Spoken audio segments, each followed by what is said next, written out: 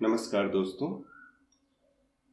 कबीर कक्षा 9वीं एनसीईआरटी पुस्तक क्षितिज भाग 1 से हम लोग पढ़ रहे हैं कबीर को।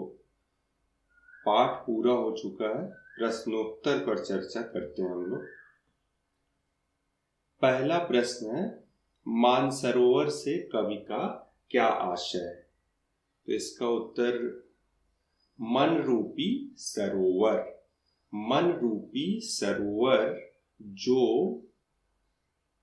किससे भरा हुआ है? जल से। यह जल कौन सा है? प्रेम रूपी जल से भरा हुआ है, जिसमें जीवात्मा रूपी हंस क्रीड़ा कर रहा है। दूसरा है, कवि ने सच्चे प्रेमी की क्या कसौटी बताई है? दोहा देखें। प्रेमी ढूंढत मैं फिरो, प्रेमी मिले न कोई, प्रेमी को प्रेमी मिले, सब विष अमृत होय। तो क्या कहा कि सच्चा प्रेमी वही है जिसके मिलने से सारा विष अमृत हो जाए, अर्थात उसके अंदर कलुष भाव न हो, किसी तरह का द्वेष न हो, किसी तरह की नकारात्मक सोच न हो, वही सच्चा प्रेमी है।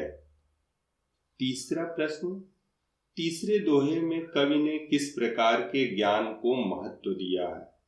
हस्ती चढ़िए ज्ञान को सहज दुलीचा डारी, स्वान रूप संसार है भूकन दे झक मारी।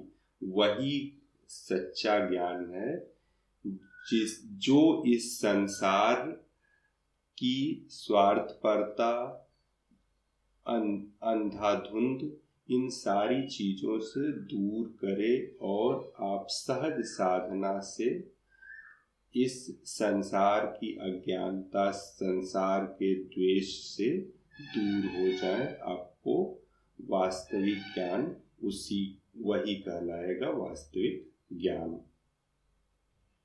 पखा पखी के कारण सब जग रहा भुलान, निरपक होई के हरि भजे सोई संत सुजन। चलिए प्रश्न देख ले रहे हैं, इस संसार में सच्चा संत कौन है? तो इसका उत्तर यही होगा जो किसी भी पक्ष में अर्थात सांप्रदायिकता से दूर रहे, वह निष्पक्ष होकर के ईश्वर की भजन करता हो, वही सच्चा संत है। अगला प्रश्न, अंतिम दो दोहों के माध्यम से कबीर ने किस तरह की संकीर्णताओं की ओर संकेत किया है? तो अंतिम दो दोहों को देखें। देखिए यहाँ पर छठवें दोहे में क्या संकीर्णता है? ये संकीर्णता समाप्त होने की बात कर रहे हैं, लेकिन जब संकीर्णता रही होगी उसकी क्या बात है? यहाँ पर धार्मिक या सांप्रदायिक संकीर्णता और ऐसा भेदभाव, कौन सा? मोट चून मैदा है, यानी आर्थिक रूप से जो भेदभाव है उसकी भी बात कर रहे हैं। और उसी तरह से इस दोहे में भी कहा कि कुल या खानदान ही श्रेष्ठ नहीं होता, श्रेष्ठ तो व्यक्ति के कर्म होता है, अर्थात अच्छे कर्म न होना और अपने को श्रेष्ठ समझना ये बुरा है। ये पांचवा प्रश्न हो गया। छठवें प्रश्न पे आते हैं, किसी भी व्यक्ति की पहचान उसके कुल से होती है या उसके कर्मों से? तर्क सहित उत्तर दीजिए। तो यहाँ पर क्या बता दिया इन्होंने कि उसके कर्मों से ही, क्योंकि ऊंचे कुल में जन्म लेने के बाद भी यदि उसके कर्म ऊंचे नहीं हुए तो वह किस तरह से निंदनीय है साधुओं के लिए, जिस तरह से स्वर्ण कलश में मदिरा भरी हुई हो। काव्य सौंदर्य स्पष्ट कीजिए। सातवां प्रश्न, हस्ती चढ़िए ज्ञान को सहज दुलीचा डारी, स्वान रूप संसार है भूकन दे छक मार।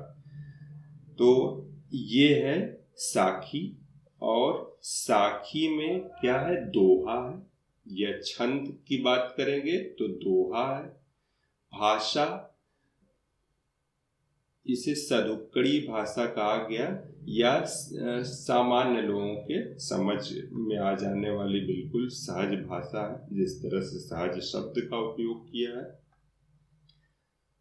रूपक अलंकार का ज्ञान की हाथी, हस्ती ज्ञान की। सहज तुलीचा यहाँ पर भी रूपक अलंकार है। स्वान रूप संसार है, यहाँ भी रूपक अलंकार, और ये क्रिया के रूप में भी, तो अलंकार को देखेंगे रूपक अलंकार यहाँ पर है। इसके अलावा आप कह सकते हैं अनुप्रास अलंकार का भी प्रयोग किया गया है। मनुष्य को कहाँ कहाँ ढूंढता फिरता है, तो भक्त या इंसान मनुष्य को कहाँ कहाँ ढूंढता फिरता है, इससे देख लें। कहाँ कहाँ ढूंढता फिरता है? मस्जिद में, मंदिर में, अपने धार्मिक स्थलों पर या तीर्थ यात्रा में, क्रिया और कर्म करके वह ईश्वर को प्राप्त करना चाहता है, योग करके और वैरागी होकर के, लेकिन फिर भी वह ईश्वर मिलता नहीं है, क्योंकि वह सही जगह नहीं खोज रहा होता। कबीर ने ईश्वर प्राप्ति के लिए किन प्रचलित विश्वासों का खंडन किया? ये इन्हीं, देखिए 8वां और 9वां प्रश्न लगभग एक जैसे हैं। तो मंदिर में जाने से ईश्वर नहीं मिल सकता, मस्जिद में जाने से नहीं, तीर्थ यात्रा से नहीं, क्रिया कर्म किसी भी तरह के धार्मिक क्रिया कर्म अनुष्ठान करने से नहीं, यज्ञ करने से नहीं, योग से नहीं, वैरागी होने से नहीं मिलेगा। 10वां प्रश्न, कबीर ने ईश्वर को सब श्वासों की श्वास में क्यों कहा है? क्योंकि ईश्वर सर्वत्र है, बस अपेक्षा यही है भक्त से, जन से, या जो ईश्वर को ढूंढ रहा है उससे अपेक्षा यही है कि वह मन से ईश्वर को याद करे। अगला प्रश्न, कबीर ने ज्ञान के आगमन की तुलना सामान्य हवा से न कर आंधी से क्यों की है? सामान्य हवा से कोई बदलाव नहीं हो सकता, यहाँ पर आमूल चूल परिवर्तन की अपेक्षा की गई है, इसलिए आंधी की ही आवश्यकता है। ज्ञान की आंधी का भक्त के जीवन पर क्या प्रभाव पड़ता है? तो सारे के सारे उसके जो बुरी सोच, बुरी भावनाएं हैं, सभी नष्ट हो जाती हैं। क्या क्या नष्ट होते हैं? भ्रम समाप्त हो जाता है, भ्रम का आवरण समाप्त हो जाता है, माया का बंधन दूर हो जाता है, स्वार्थ दूर हो जाता है, मोह समाप्त हो जाता है, तृष्णा समाप्त हो जाती है, दुर्बुद्धि समाप्त हो जाती है, कपट समाप्त हो जाता है, और ईश्वर की गति जानने के बाद वह प्रेम रूपी जल से भीग जाता, अर्थात चारों तरफ प्रेम ही प्रेम हो जाता है। भाव स्पष्ट कीजिए। हित चित्त की द्वैथुनी गिरानी मोह बलिंदा टूटा, अर्थात स्वार्थ और राग की दो थूनियां, दो सहारे जिसके वजह से झोपड़ी टिकी हुई थी वह गिर गई, और मोह रूपी बलिंदा या सहतीर टूट गई।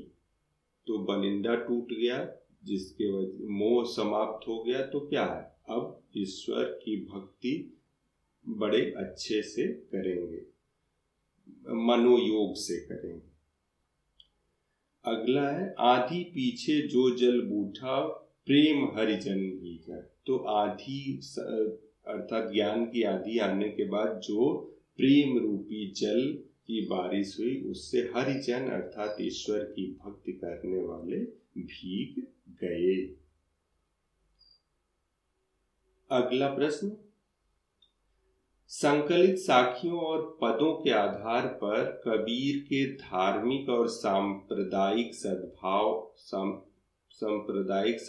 संबंधी विचारों पर प्रकाश डालिए। तो वे किसी भी तरह से सांप्रदायिक विद्वेष से दूर रहना चाहते थे, लोगों को दूर कर रहने की प्रेरणा देते थे। साथ में वे ईश्वर की भक्ति को महत्व देते थे, ज्ञान को महत्व देते थे, वास्तविकता को जानने के लिए लोगों को शिक्षित करते थे, दीक्षित करते थे। और साथ में यह कि सभी लोग वास्तव में ईश्वर के प्रति अपनी आराधना किसी तरह के भेदभाव, किसी तरह के सांप्रदायिक हिंसा और इस तरह के आचार से दूर रह करके करें। निम्नलिखित शब्दों के तत्सम रूप लिखिए। तो तत्सम रूप आप देखें, पखापखी, अनंत अनत, जोग जुगत वैराग, मैंने लिख दिया पखापखी, पक्ष विपक्ष, अनत अन्यत्र, जोग योग, जुगत युक्ति, वैराग वैराग्य, निरपक निष्पक्ष। तो इस तरह से ये प्रश्नोत्तर का भाग पूरा हुआ। कैसा लगा आप अवश्य बताइएगा। आप सभी को धन्यवाद।